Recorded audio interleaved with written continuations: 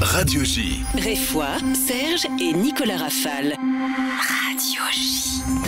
Bonjour à toutes, bonjour à tous, bienvenue dans Réfoy, le magazine de la santé de Radio J. Bonsoir docteur Serge Rafale, bonjour. Bonjour Nicolas. Eh bien malgré les progrès considérables réalisés dans sa compréhension dans les années 80 et les traitements divers à notre disposition depuis, la douleur, symptôme banal, universel et vieux comme le monde, qu'on pouvait logiquement espérer vaincu avec les progrès de la médecine, continue à représenter un défi majeur pour le système de santé du 21e siècle. Avec nous pour mieux comprendre pourquoi et comment ce symptôme d'alarme peut s'installer et devenir une maladie chronique invalidante, nous détailler ses causes principales, en faisant au passage un focus sur le mal de dos et analyser les mécanismes cérébraux qui permettent sa mise en place, expliquer les difficultés de sa prise en charge, alerter sur les dangers des médicaments qu'on lui oppose, constater la situation précaire des centres antidouleurs. Nous avons le plaisir d'accueillir le docteur Patrick Sicher, rhumatologue. Bonsoir docteur. Bonsoir. Co-auteur avec HD, le dessinateur de Lucky Luke, d'un ouvrage original, drôle et utile, la première BD consacrée à la douleur au titre explicite. Vous le voyez en gros. Aïe, la douleur se traite aussi avec humour aux éditions du Fluide Glacial. Eh bien, je laisse la parole au docteur Serge Rafale pour notre première partie, la partie de l'entretien. Radio J. Réfoy, Serge et Nicolas Rafale. Radio J. Docteur Sicher, bonjour. Bonjour. Je suis ravi de vous accueillir pour cet ouvrage original que je laisserai aux auditeurs le plaisir de découvrir dans sa totalité. Nous allons nous extraire quelques passages de cette BD amusante et néanmoins instructive et profiter de votre expertise pour faire le point sur la douleur et ainsi comprendre, comme l'a expliqué Nicolas, les difficultés auxquelles nous confronte ce symptôme banal et singulier qui peut devenir une maladie handicapante. Alors on va partir avec le docteur Marcel Hippocrate, le héros, le guide de votre travail, à la découverte de ce symptôme ou cette maladie qui n'a pas livré encore tous ses secrets. Non, pas toujours, mais déjà, on a beaucoup de progrès quand même ces dernières années, et grâce notamment à l'imagerie. On parle d'imagerie avec des zones du cerveau qui s'allument ou qui s'éteignent en fonction de la douleur, qui maintenant viennent vraiment nous instruire sur les mécanismes de la douleur et sa complexité. Quand on prend la définition de la douleur, on est surpris finalement que vous évoquiez d'emblée l'image. Ben oui, parce qu'en fait, chacun a sa propre image de sa souffrance, mais aussi l'autre qui souffre renvoie à une certaine image du drame que certains vivent, et puis de ce que nous, on peut aussi un jour vivre à notre tour. Donc l'image est omniprésente et pas seulement au niveau du cerveau. Parce que la douleur est une expérience sensorielle et émotionnelle. Oui, tout à fait. Sensorielle, c'est-à-dire qu'en fait, vous allez ressentir des brûlures, des décharges électriques, des sensations comme celle-là.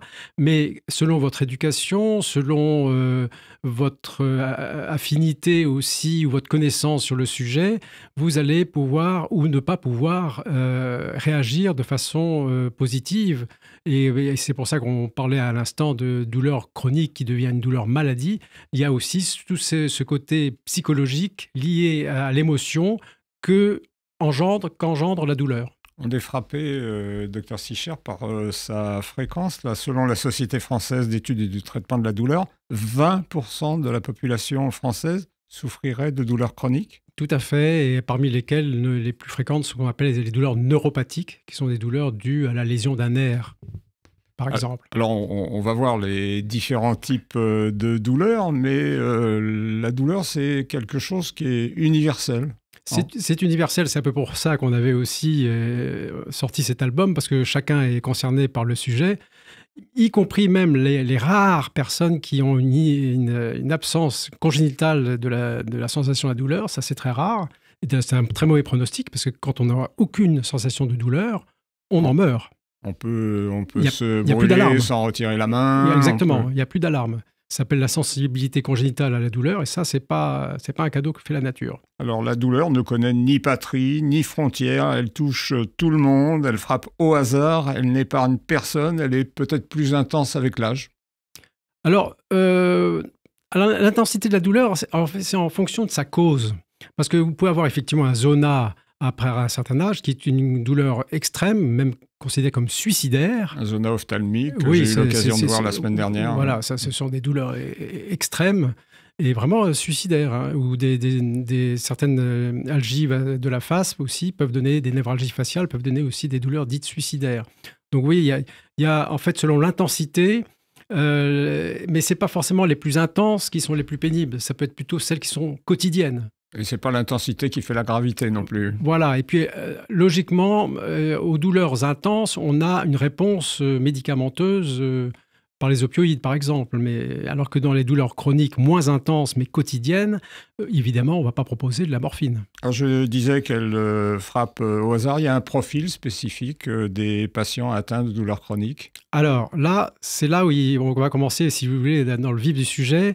Il y a une inégalité au sein de la nature entre hommes et femmes. Ça, c'est clair. Et notamment d'un point de vue hormonal, les femmes ont plus de douleurs. Je ne parle pas de l'expression, hein. Je parle de la fréquence. Ont plus de douleurs, ont plus de migraines. Beaucoup plus, même on dit 8 sur 10, c'est vrai? C'est pas 8 sur 10, mais c'est...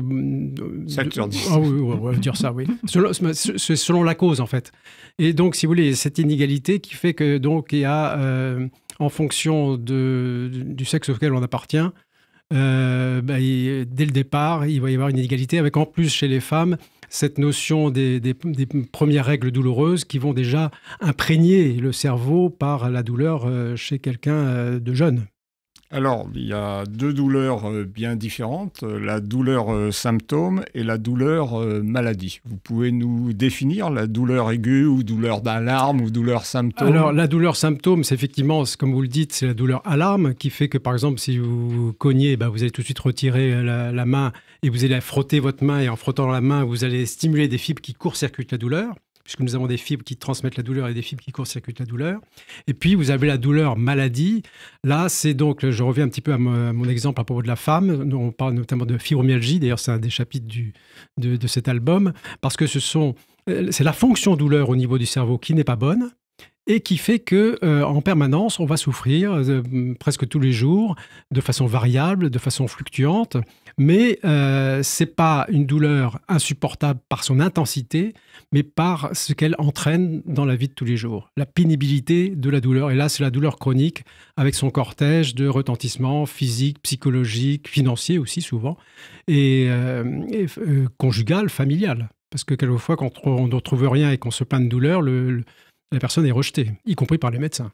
Il y a 3 types de douleurs avec des termes compliqués. Alors, vous allez essayer de nous les simplifier. Alors, la douleur nociceptive, c'est la douleur, celle par exemple où vous cognez. C'est une douleur qui est immédiate, et vous retirez la main. Si vous, par exemple, vous mettez la main près de quelque chose de chaud, vous allez la retirer. Donc ça, c'est une douleur alarme, c'est la douleur nociceptive. Une lombalgie, l'arthrose, voilà. Ça, c'est nociceptif. Oui, parce que l'inflammation entre dans cette catégorie-là. Par exemple, la crise de goutte entre dans la douleur nociceptive. Et la deuxième, c'est ce qu'on appelle la douleur neuropathique. Alors, c'est une douleur qui est due à une lésion d'un nerf, provoquée par la lésion d'un nerf. Et c'est là où vous allez avoir des adjectifs particuliers comme les brûlures, les décharges électriques, les sensations d'étau. C'est pour ça que dans notre activité, l'interrogatoire est fondamental parce que ça va nous permettre de distinguer ces différentes douleurs. Et la troisième étant la douleur nociplastique. Alors, c'est un terme anglo-saxon que je trouve pas bon. Je préfère dire aux patients qu'ils ont une douleur d'origine centrale, c'est-à-dire due à une perturbation au niveau du cerveau, les centres qui se situent au niveau du cerveau. C'est mieux, puisque à un moment, on parlait de douleur psychogène. Oui, en plus, c'est qui donne une étiquette qui peut être péjorative. Mais ça n'est pas une douleur imaginaire. Pas du tout. Et c'est là où je reviens à l'imagerie de tout à l'heure, qui montre justement chez ces patients de fibromyalgiques, chez qui on disait « il n'y a rien, c'est dans votre tête », dans le sens péjoratif. Si, c'est dans la tête, mais pas dans le sens péjoratif, c'est bien réel. Et l'imagerie nous montre les zones qui sont perturbées. Par quel mécanisme, Dr Sicher, on passe de la douleur aiguë à la douleur chronique? Alors, ça, c'est du quotidien aussi, dans le sens où une douleur a priori banale, qui est sous-évaluée, donc sous-traitée, elle va revenir plus souvent, plus vite, et va même s'installer et devenir chronique. Donc c'est pour ça que quand vous avez un mal de tête, n'hésitez pas à prendre tout de suite quelque chose pour arrêter votre mal de tête, parce que sinon, il va se poursuivre, et puis la prochaine fois, il reviendra un peu plus rebelle. C'est vrai qu'il y a une neuroplasticité qui serait le coupable, et une sensibilisation, en fait, à la douleur. Oui, tout à fait, propre à chacun. Et en fonction de ce qu'on a souffert, si vous voulez, il y a une mémoire de la douleur. Et donc, ce qu'on a subi va entraîner des réactions différentes par rapport à ce que l'on n'aura pas subi. C'est là où il peut y avoir une différence entre la douleur à l'arme et puis la douleur qui se répète et qui, à ce moment-là, à force de se répéter, va provoquer des changements dans la fonction douleur au niveau du cerveau. Dans le cerveau, il y a un centre de la douleur. Alors, il y a un chef d'orchestre. Un chef d'orchestre, pas un qui serait le thalamus, mais il y a beaucoup de... C'est un orchestre. Et donc, chaque participant de cet orchestre a un rôle. Des fibres spécifiques ou pas? Alors, il y a des fibres, donc, comme je vous disais tout à l'heure, il y a des fibres qui transmettent la douleur, des fibres qui court-circuitent la douleur. Donc, vous avez quelqu'un qui n'a pas mal, c'est quelqu'un qui est en équilibre en permanence entre douleur et non-douleur. Et tout ceci est effectivement dicté, si je puis dire, ou entretenu par le cerveau et la moelle épinière. Comment on fait alors pour traiter la douleur? Il faut le bon diagnostic, il faut définir le type de la douleur, et ensuite on choisit le traitement en fonction de ça. Tout à fait, il faut donc un interrogatoire, l'écoute est fondamentale parce que chacun a en plus a son propre vocabulaire. Et donc il est important d'avoir un interrogatoire fin. C'est presque une enquête policière au début chez quelqu'un qui vient vous voir et qui a mal depuis des mois et des années. Et puis l'examen clinique, comme vous le dites, l'important, c'est de poser un diagnostic. Même si c'est un diagnostic par défaut, c'est important aussi pour le patient qui en a assez de tourner en rond, d'avoir de consultation en consultation sans qu'on lui dise, à part c'est dans la tête, bon, vous n'avez rien. Donc, c'est dur à vivre et c'est pour ça que interrogatoire, examen clinique et poser un diagnostic, effectivement, qui expliquera pourquoi la personne souffre, reste fondamental. Je souhaiterais, docteur Sichert, qu'on parle des médicaments, parce qu'on n'a pas seulement le sentiment, c'est vraiment la réalité de notre pratique. L'arsenal médicamenteux antidouleur s'est réduit comme peau de chagrin. Ça a démarré avec la suppression du Diantalvic. Pour des raisons tout à fait discutables d'ailleurs, imposées de façon péremptoire à la France par certains pays européens. Parce qu'il faut dire que certains pays anglo-saxons, on se suicide au paracétamol et on se suicidait au Diantalvic. Moi, je ne vais pas rentrer dans le détail, mais c'est à cause de ça qu'ils ont supprimé certains médicaments. On a beaucoup souffert également de la suppression d'un myorelaxant qui était très utilisé, qui était le tétrazépam, le myolastan. Alors là, excusez-moi, mais ce n'est pas forcément un regret, parce que ça appartient aux benzodiazépines. Et les benzodiazépines, au bout d'un certain temps de prise, perturbent le sommeil paradoxal. Vous savez, cette partie courte du sommeil pendant laquelle on rêve. Et à force de perturber ce sommeil paradoxal, c'est propice à la douleur. Alors, les médicaments, l'OMS a défini 3 paliers de la douleur. Palier 1, 2, 3. Et cette notion continue à être utilisée ou elle est caduque? Alors, cette notion est devenue caduque. Pourquoi? Alors d'abord, au départ, c'était un bon message. En fait, c'est l'OMS qui avait proposé ça pour obliger certains pays qui n'utilisent pas du tout les morphiniques, les opioïdes forts, à les utiliser. Donc vous imaginez bien que quand vous avez des brûlures, qu'on vous refait un pansement, c'est extrêmement douloureux et sans morphine, c'est un martyre. Et donc l'objectif, c'était ça, faire comprendre au milieu médical qu'il y avait certains paliers en fonction de l'intensité de la douleur. Sauf que le défaut de certains, c'est de dire « Ah bon, on va commencer par le 1, ah il a encore mal, on va continuer par le 2, ah et encore mal, on va aller au 3 ». Alors qu'il aurait fallu, par exemple, pour une fracture de vertèbre, d'emblée proposer de la morphine et ne pas attendre et ne pas bricoler. Partant du principe, ce que je vous disais à l'instant, que si on retarde une bonne prise en charge de la douleur va continuer à aller pour s'auto-entretenir en quelque sorte et devenir rebelle.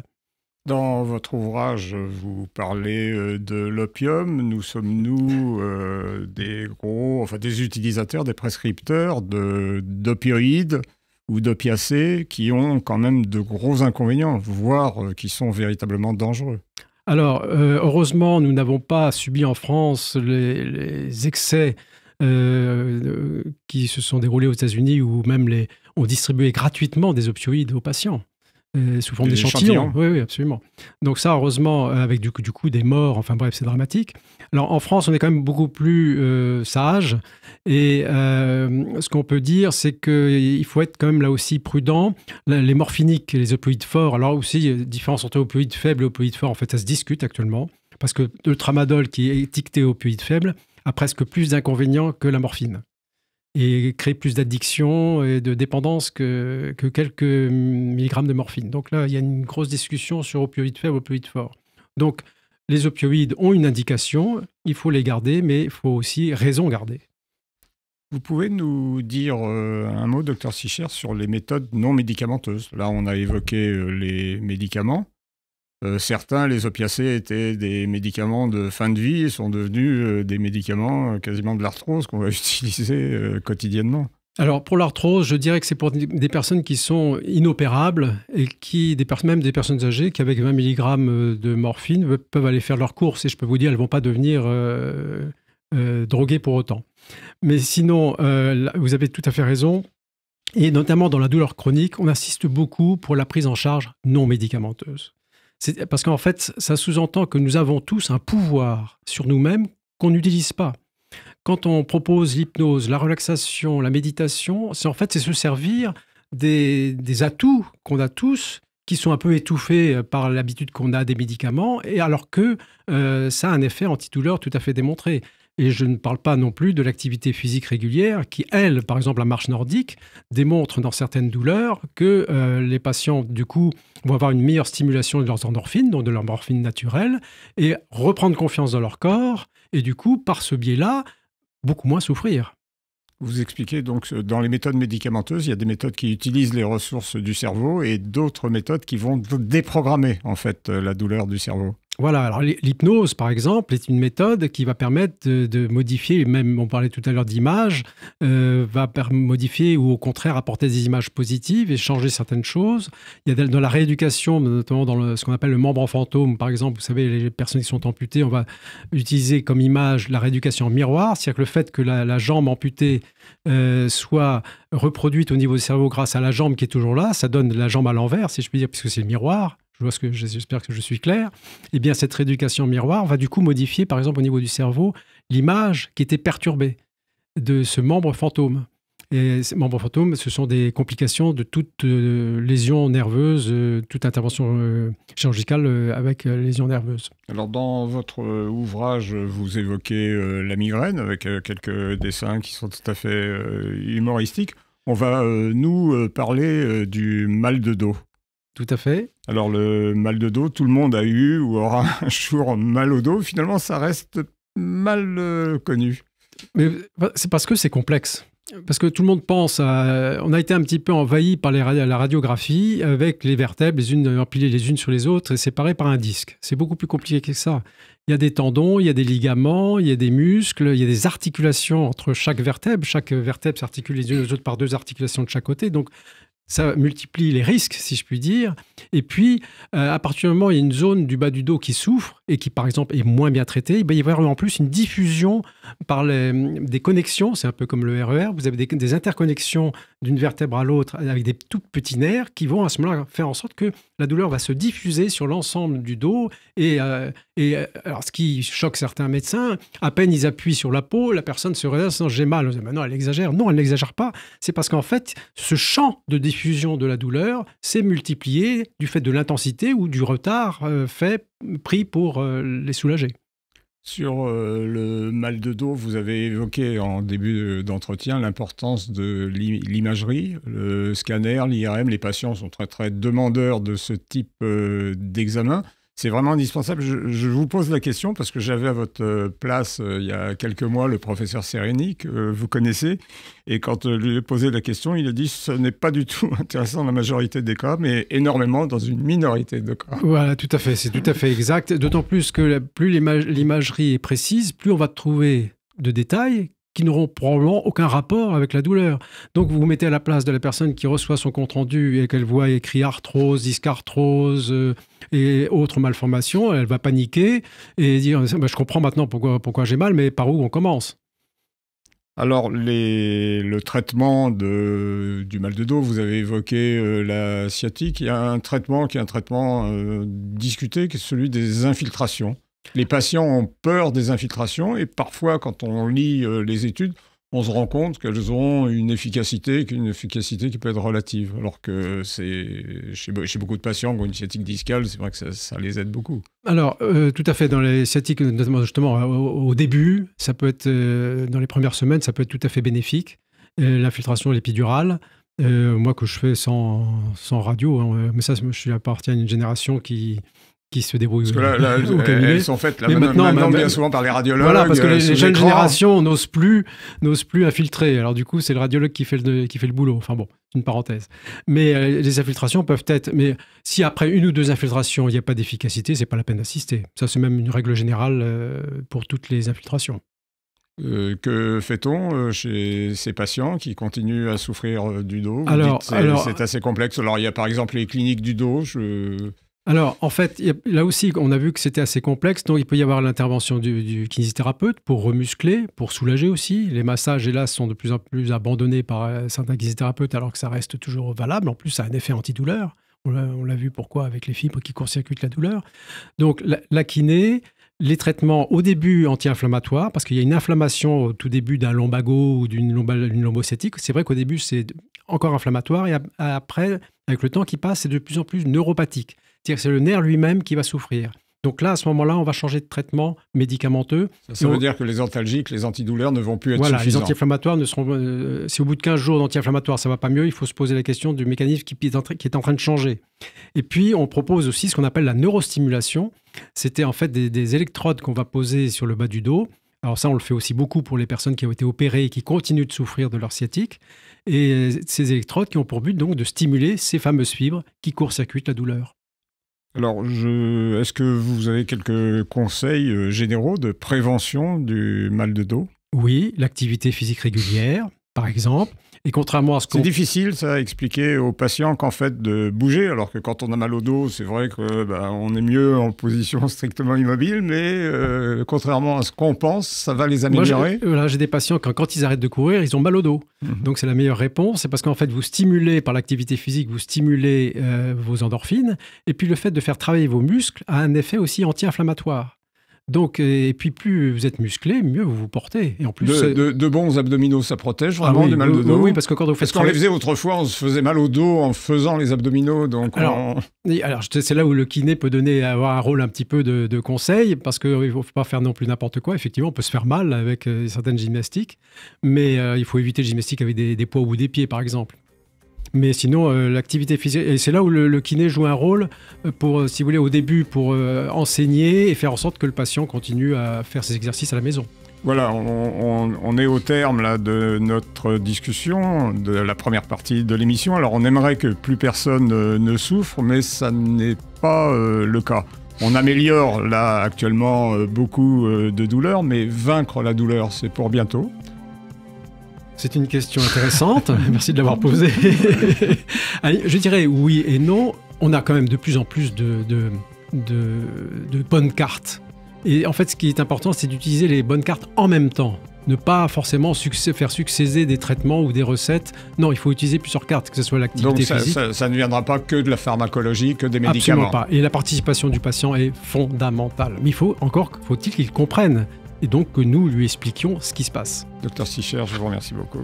Eh bien merci docteur Serge Rafal, docteur Sicher. Même pas mal, hein. Même pas mal sur cette première partie. Enfin, c'était très fluide. Voilà, on s'en sort bien, on s'en sort bien. Vous vous rappelez cette histoire de Coluche? Aïe, docteur, quand je fais ça, aïe, je peux pas le faire. Eh ben voyez, ça s'est très bien passé. Voilà, on va voir après cette courte pause. Bougez, faites un petit exercice et puis on vous parlera de quelques exercices physiques en deuxième partie à faire pour prévenir la douleur. À tout de suite. Radio J. Réfoy, Serge et Nicolas Rafal. Radio J.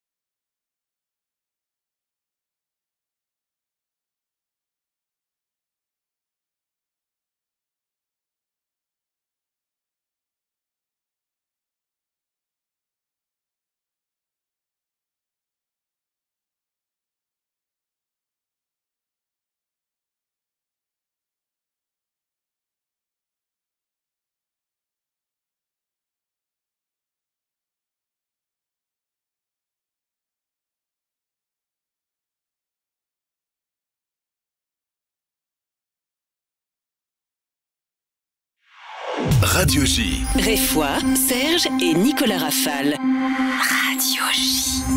De retour, deuxième partie de Réfoy avec le docteur Patrick Sicher et au dessin HD. Aïe, la douleur se traite aussi avec humour aux éditions Fluide Glacial. Le 9e art, la bande dessinée, à vous nous expliquer que c'était une passion. Donc, comment est né cet ouvrage, la passion de ce 9e art? Eh bien, parce que, d'abord, ça fait des années que j'interviewe des auteurs de bande dessinée et des illustrateurs, et pour des revues, dont des revues médicales. Donc je connais un petit peu le milieu, parce que c'est un plaisir de les rencontrer. Ce sont des artistes qui sont assez modestes et donc très faciles à contacter. Et puis, en découvrant l'histoire de la médecine en bande dessinée, je me suis dit, mais la douleur, c'est un sujet qui pourrait être tout à fait abordé, et notamment aussi dédramatisé, et en profitant pour à la fois informer les patients, partant du principe que mieux on est informé, mieux on se soigne, d'une part, et d'autre part, en apportant aussi des anecdotes historiques, parce que là, sur la douleur, là, il y a quand même il y a pléthore d'absurdités depuis des siècles. Ça, c'est assez... Vous abordez l'histoire de l'anesthésie, je pense que le docteur Mitz la parlera tout à l'heure, des barbiers chirurgiens. Et on est, nous, toujours très très impressionnés par ces amputations de la campagne napoléonienne sous cognac ou sous alcool, mais en quelques secondes, par des praticiens qui avaient vraiment une technique formidable.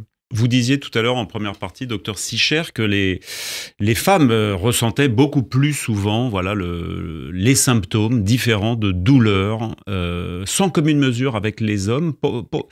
Qu'est-ce qui fait qu'elle l'exprime beaucoup moins? Est-ce que c'est d'un ressort, une habitude peut-être d'avoir enfanté, d'avoir... Oui, très probablement, c'est vrai. En plus... l'expression, il ne faut pas confondre en fait l'expression de la douleur. Par exemple, moi je me suis avoir travaillé dans un service d'accouchement où entre les personnes d'origine asiatique qui accouchaient versus les personnes d'origine maghrébine, l'ambiance,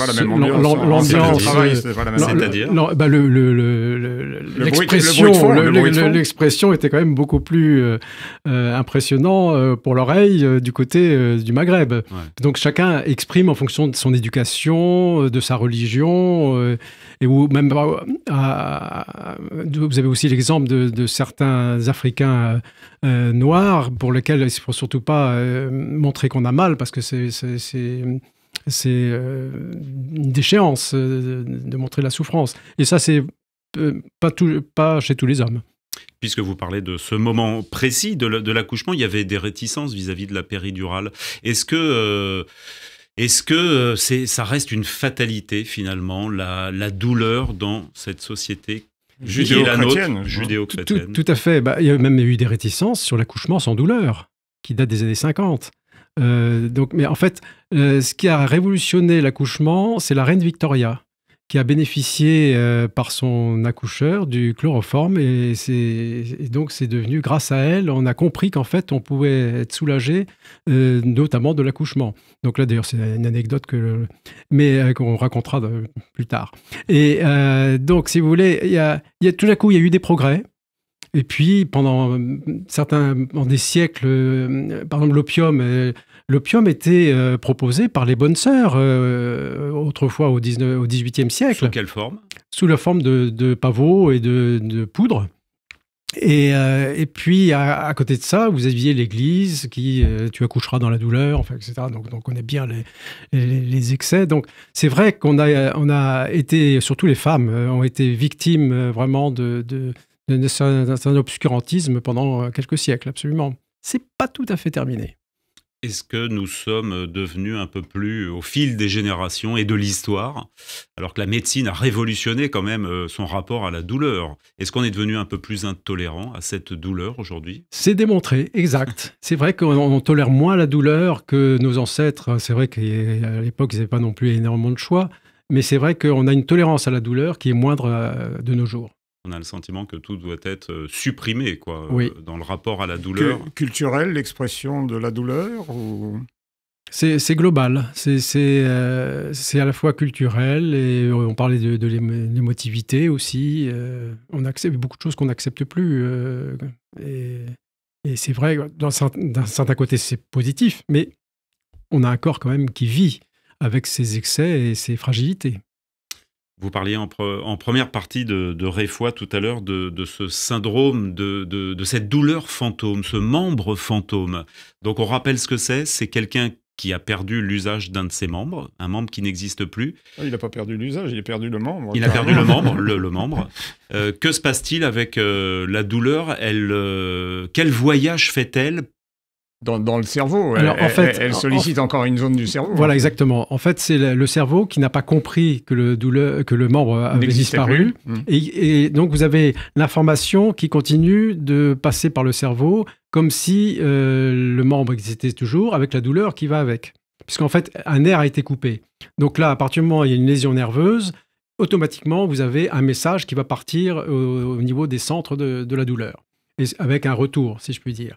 Mais ça, on retrouve chez pratiquement 90% des personnes qui ont été opérées avec une lésion d'un nerf. Ça peut être le canal carpien, ça peut être dès qu'un nerf a été touché, il va y avoir un désordre, le temps que le cerveau s'adapte à ce désordre. La fibromyalgie, on n'en a pas trop parlé dans la première partie, on n'en a pas parlé. Comment est-ce que c'est tableau très complexe, très difficile à traiter, très difficile à comprendre, et pas grand-chose qui marche dessus. Quasi exclusivement féminin. Tout comme l'arthrose, d'ailleurs. Notamment pour des raisons probablement hormonales, mais pas seulement, parce qu'on peut continuer à avoir une fibromyalgie même après la ménopause et l'effondrement des hormones, donc c'est plus complexe que ça. Ce qu'on a découvert il y a quelques années, c'est qu'au niveau des neurones, des nerfs même, il y avait une sécrétion d'estrogènes. Et alors, d'une femme à l'autre, il y a aussi une inégalité. Vous avez certains estrogènes qui vont être antidouleurs, si je puis dire, et d'autres estrogènes qui vont être pro-douleurs. Donc, ça explique aussi cette inégalité entre femmes. Et dans la fibromyalgie, c'est vraiment la perturbation des centres de la douleur qui se situe au niveau du cerveau. Et ce que je dis aux patients en général, quelqu'un qui n'a pas mal, c'est quelqu'un qui est en équilibre entre douleur et non-douleur. On a des fibres nerveuses, des substances qui transmettent la douleur, des fibres nerveuses, des substances qui court-circuitent la douleur. Eh bien, la fibromyalgie, c'est ce déséquilibre en permanence avec la douleur qui domine par rapport à la non-douleur. Donc, tout l'objectif de la prise en charge va être d'essayer de retrouver cet équilibre ou de faire en sorte que la vie soit moins insupportable à cause de cette douleur qui est un peu partout dans le corps. C'est ça aussi le piège. Le corps est en bon état, mais comme c'est la fonction douleur qui part du cerveau, on a mal un peu partout. Donc, les personnes vont avoir des kilos de radio, d'examens complémentaires. Et elles font surtout du porte-à-porte médical. Voilà, parce qu'à chaque fois, on leur dit, vous voyez bien qu'il n'y a rien, c'est parce que vous êtes dépressif, allez voir un psychiatre, etc. Alors, il peut y avoir effectivement, on le sait, dans 20% des cas, il y a eu dans l'enfance des sévices sexuels, des horreurs, et on sait qu'il y a une mémoire de la douleur, et c'est comme si, à l'âge adulte, ressortaient ces souffrances sous forme de douleur. Mais bon, certes, pas généraliser. Voilà, on ne va pas généraliser. Et c'est pour ça qu'il faut ce qu'on appelle une prise en charge globale, parce que c'est assez complexe. Quel conseil vous donnez à ces dames? Parce que l'accès au centre antidouleur est très très compliqué. On n'a pas eu le temps de l'aborder. Il y a de moins en moins de centres. Je crois que les centres antidouleurs traitent 3% des douleurs chroniques. Les rendez-vous sont... la douleur est un luxe en France. La douleur, une consultation douleur, c'est une demi-heure, 3/4 d'heure. Et c'est sûr que c'est une parenthèse, mais à 23 € la consultation, beaucoup de médecins renoncent. Donc il y a aussi la douleur, c'était terrible à dire, mais la douleur est un luxe. Et dans les centres spécialisés, les centres antidouleurs, il y a plusieurs praticiens. Donc oui, c'est pluridisciplinaire, donc c'est absolument pas rentable avec le fonctionnement de l'hôpital. Exactement, c'est tout l'intérêt. Alors que l'hôpital, c'est qu'à Paris, ça s'appelle assistance publique quand même. Bon, enfin bref, excusez-moi, mais c'est une petite parenthèse. Mais c'est pour dire que c'est dommage qu'on laisse dans la nature des personnes souffrir qui consultent plus, parce qu'au bout d'un moment, elles en ont assez. Découragées. Ouais. Voilà, et donc après, c'est la porte ouverte à un peu de tout et n'importe quoi. Parce que quand on en souffre, on a envie de trouver des solutions. Et pareil, sur l'arthrose, je voulais vous poser la question. On entend tout le temps, souvent, qu'il n'y a pas grand-chose à faire quand on est... Il n'y a pas le médicament radical de l'arthrose. Mais peut-être en prophylaxie, en prévention, qu'est-ce qu'on peut faire Alors là, une fois de plus, l'activité physique. Il vaut mieux avoir une articulation entourée de bons muscles qu'une articulation qui n'est pas protégée. L'activité physique, parce que ça stimule les endorphines, et puis ça a un effet anti-inflammatoire. Dans l'arthrose, il y a deux choses. Il y a la douleur et l'inflammation. Donc, quelquefois, c'est une poussée d'arthrose, c'est une poussée d'inflammation, avec quelquefois même un gros genou, parce qu'il y a du liquide, un épanchement de synovie dont il faut évacuer, qu'il faut évacuer. Donc, il y a une certaine complexité dans l'arthrose. En fait, l'arthrose est beaucoup plus compliquée. Ce n'est pas une simple usure du cartilage, hein. Il y a plusieurs facteurs dont on ne va pas insister là-dessus, mais c'est pour vous dire que c'est cette complexité qui fait qu'on soigne moins bien peut-être l'arthrose aujourd'hui que la polyarthrite rhumatoïde, par exemple, des maladies inflammatoires, pour lesquelles on a des biothérapies, des traitements ciblés. Donc, l'arthrose, ça relève de plusieurs choses. J'ai dit l'activité physique. Mais le traitement de fond de l'arthrose, ça peut être les injections d'acide hyaluronique. C'est vrai qu'on a des patients à qui on fait une injection dans le genou d'acide hyaluronique, on les revoit 2 ans après, parce qu'ils ont été soulagés. Alors là, c'est un peu mystérieux, mais ça marche, alors tant mieux. Et les cures thermales aussi ont un effet bénéfique. Et donc, le kinésithérapeute aussi peut jouer un rôle dans le sens où il va donner des conseils et puis il va rééduquer ou lutter contre l'enraidissement, par exemple, d'une articulation. L'alimentation pourrait avoir un rôle? Alors, l'alimentation, c'est un sujet actuellement en plein essor parce qu'en fait, il y a une intimité entre le microbiote, donc ce qu'on appelle la flore intestinale, et le cerveau, et notamment les centres de la douleur au niveau du cerveau.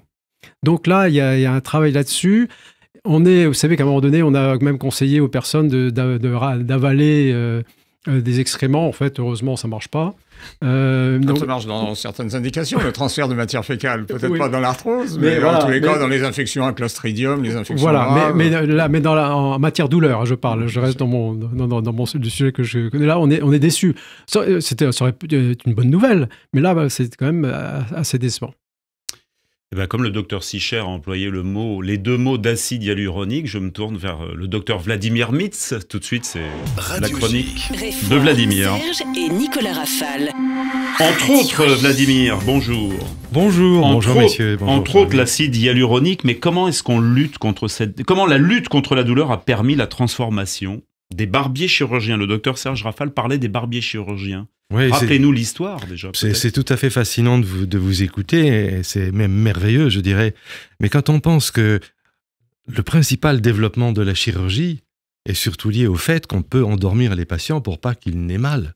Ça a été une transformation énorme, puisque ça permet les opérations à cœur ouvert, des opérations majeures. Et quand on regarde comment ça s'est passé dans l'histoire, souvenez-vous, il y a des crânes perforés d'hommes préhistoriques, ce qui veut dire que déjà, à l'aube des temps, des individus habiles arrivaient à faire un trou dans la tête pour en sortir un hématome et peut-être permettre la survie d'un homme qui était un chasseur de mammouths. Et après, donc, qui opérait? Ceux qui opéraient, c'était les gens qui avaient le courage de le faire. Et le plus souvent, c'est des barbiers. Pourquoi? Parce qu'ils avaient des instruments qui étaient aiguisés. Et donc, finalement, ils se sont dit, pourquoi pas inciser un abcès, enlever un membre gangréné. Et ça a duré comme ça pendant des siècles. Et évidemment, autour d'eux, il y avait des gens qui cherchaient comment atténuer la douleur. Et comme vous l'avez très justement dit, il n'y avait que 2 moyens qui étaient connus à l'époque, enfin simples, qui étaient de boire de l'alcool, c'est-à-dire dénivrer le patient, et un autre qui était d'utiliser des dérivés médicamenteux des plantes, un peu d'opium. Et le 3e moyen, qui était un peu différent, c'était de ligoter les patients pour pas qu'ils ne s'agitent pour pouvoir les opérer. Et alors, qu'est-ce qui s'est passé? C'est que petit à petit, les chirurgiens, qui étaient donc des barbiers devenus chirurgiens, ont commencé à faire la preuve de leur utilité pendant les grandes guerres. Parce que, notamment, lorsqu'il y avait des membres qui étaient sectionnés et qui saignaient, il fallait qu'un chirurgien, en moins d'1 minute, enlève un membre pour pouvoir arrêter l'hémorragie et guérir le patient, quelle que soit sa douleur. Alors là, il était maintenu sur les champs de bataille, et un chirurgien comme Lys Franck, qui est un chirurgien qui est très très connu, avait mis au point une méthode pour désarticuler l'épaule. C'est-à-dire que si le patient avait une plaie très grave au niveau de son épaule, à la suite d'un coup de sabre, ou même déjà d'un coup d'obus, il fallait très vite enlever ce membre et bloquer le saignement, et ça se faisait par cautérisation, en versant de l'huile bouillante. Donc vous imaginez les douleurs, et donc les douleurs post-opératoires aussi. Oui, il y avait la survie quand même, on ne sait pas trop, c'est pas trop documenté. En tout cas, à l'évidence, lorsque les premières tentatives d'anesthésie ont débouché sur le marché, ça a été quelque chose de fantastique, et des dentistes et des chirurgiens aux États-Unis ont commencé à même faire de la chirurgie esthétique en utilisant les premières gouttes d'éther puis de chloroforme. Et ça a été la très grande révolution, c'est ce qui a permis actuellement la chirurgie moderne. Et d'ailleurs, en matière de lutte antidouleur, ce sont souvent soit des rhumatologues comme vous, soit des anesthésistes qui font ces traitements antidouleurs parce que, en quelque sorte, ils essayent, vous, de les traiter dans la cause de leur souffrance et l'anesthésiste d'endormir leur douleur, si j'ose dire. Vous nous racontez ce matin, enfin ce soir, cet après-midi. À quelle heure passe cette émission? Oui, elle passe le soir et le matin, alors on est perdu. La douleur du canal carpien, c'est une douleur qui est très fréquente. Je souhaitais en parler. L'image est la suivante, pour reprendre un petit peu le canal carpien? Pour reprendre un petit peu votre livre de bande dessinée, imaginez un couple dort la nuit dans un lit bien confortable et bien douillet. Et pendant cette nuit, la femme se réveille, commence à s'agiter, à bouger les mains. Et le mari dit « Mais arrête, qu'est-ce que tu fais? Pourquoi tu gigotes ?» Il dit « J'ai mal aux mains. » Et effectivement, il y a un nerf qui passe dans le talon de la main, qu'on appelle le nerf médian, parce qu'il est au milieu. Et on ne sait pas pour quelle raison ce nerf peut être comprimé, pour diverses raisons. Et cette compression, le jour, elle passe parce qu'on bouge les mains. Et dans la main, autour de ce nerf, il y a des gaines tendineuses dans lesquelles circulent des fluides. Et donc les muscles les font bouger, ça se passe bien. Mais quand on dort la nuit, la main est immobile. Elle est souvent en position d'équilibre, c'est-à-dire un petit peu basse. Et donc cette gaine gonfle, les gaines où il y a des fluides gonflent, et le nerf, il est comme un bébé qui est à l'étroit dans le ventre de sa mère. On ne sait pas si le bébé crie, mais là, le nerf crie. Et c'est ça qui engendre cette très désagréable stimulation du nerf qui fait que les patientes s'agitent. Ça arrive aussi chez les hommes, il n'y a pas que les femmes. Le canal carpien peut... Chez les femmes enceintes, Vladimir souvent un canal carpien qui guérit le lendemain de l'accouchement. Tout à fait, parce qu'il y a dans ces gaines tendineuses trop de liquide quand on est enceinte. Et donc, ce canal carpien, c'est quelque chose que beaucoup de patients présentent, et il faut que les patientes qui nous écoutent, ou les hommes qui nous écoutent, ne s'affolent pas, parce qu'il faut faire un diagnostic de cette tumeur, de cette lésion, et le diagnostic est fait par l'examen clinique, mais aussi par un examen particulier qu'on appelle l'électromyogramme, qui est l'étude de la vitesse à laquelle l'influx nerveux passe dans le nerf. Et ainsi, on peut déterminer s'il y a un ralentissement, et s'il y a un ralentissement, il y a plusieurs procédés thérapeutiques qui vont non pas de la rééducation, mais plutôt des infiltrations ou d'une intervention. Les modalités d'intervention actuellement se font de plus en plus légères. D'ailleurs, dans certains cas, ça se fait même sous une anesthésie presque locale, avec des instruments très précis qui vont juste couper la gaine du nerf parce qu'il est un petit peu trop serré, et instantanément, on libère la patiente de cette douleur. Cette douleur du canal carpien ne disparaît pas comme elle est apparue? Ça peut arriver, mais c'est quand même assez rare. Et en général, les patients se plaignent. Et puis surtout, il y a un inconvénient parce que ce nerf médian, il a un contingent fasciculaire qui permet le soulèvement du pouce. Et ce soulèvement du pouce, c'est très important. C'est ce qui nous permet d'empaumer un objet. L'appréhension. Ouais. Et en fait, si ce muscle opposant devient petit à petit paralysé, cela, c'est sérieux. Et donc, l'électromyogramme permet de déterminer si le contingent moteur du nerf médian est atteint ou non. S'il est atteint, une libération est indispensable. Le canal carpien, vous le traitez parfois par infiltration. Le docteur Mitz est chirurgien. Parfaite description. Effectivement, moi, comme je disais tout à l'heure, si après une ou deux infiltrations, la personne n'est pas soulagée, c'est pas la peine d'assister. Parce qu'il ne faut pas laisser le nerf souffrir non plus. Parce que sinon, après, il y a un risque de séquelles. Et on continue de remonter dans la main. Donc là, on était au milieu de la main, le canal médian, et vous nous racontez la tumeur glomique des doigts. Donc là, c'est dans le bout des doigts que ça lance? Voilà, tout à fait. Ça, c'est aussi quelque chose qui est très très peu connu, et c'est pour ça que c'est important, à mon avis, d'en parler. Imaginez une jeune femme d'une trentaine d'années, tout va bien, elle fait la cuisine, et puis un jour, en faisant la cuisine, elle a un moment de répulsion. « Aïe !» dit-elle, comme le titre de votre livre, et elle lâche l'objet. C'est un objet précieux, il va tomber par terre et il va se casser. Et en fait, petit à petit, elle s'aperçoit qu'il y a un endroit très précis au niveau de la pulpe de son doigt ou près de l'ongle qui, quand on le touche, est horriblement douloureux. Une décharge électrique? Une sorte de décharge électrique violente, mais qui oblige à tout lâcher. Alors elle va voir un médecin, puis il dit « je comprends pas, je vois rien ». En plus, c'est au bout du doigt. Un autre médecin consulté va regarder, mais il dit « non, il n'y a pas d'infection, il n'y a pas de panarie, je comprends pas ». Et en fait, c'est lié à l'ignorance de beaucoup de nos confrères, malheureusement, parce que c'est une tumeur qui est très très peu connue, qui pousse très insidieusement, et qui est une tumeur nerveuse qui reçoit énormément... en fait, c'est une tumeur vasculaire, pleine de vaisseaux sanguins, Mais et qui reçoit... On ne voit rien. On voit rien, c'est totalement invisible. Et donc, en touchant, on met en communication des petites extrémités nerveuses qui provoquent une décharge très violente qui oblige à lâcher.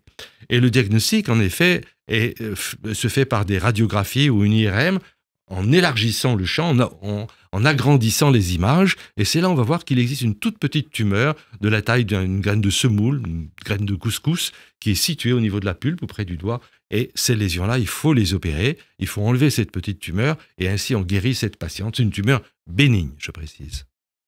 Ça ressemble, ça évoque un petit peu les névromes de Morton. Là, il y a des patients qu'on voit qui ont ce... Oui, vous avez raison. Heureusement, moins terrible à ressentir, parce que c'est effectivement, comme vous dites, on lâche l'objet.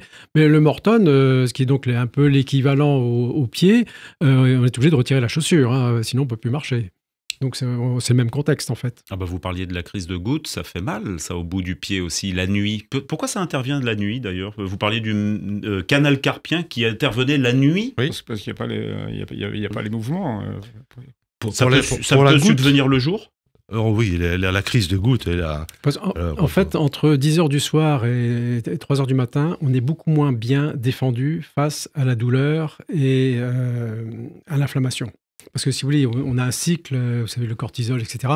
Il y a un cycle, on n'a pas de sécrétion en permanence, 24 heures sur 24, identique. On a des sécrétions qui sont fluctuantes pour nous protéger de la douleur ou de l'inflammation.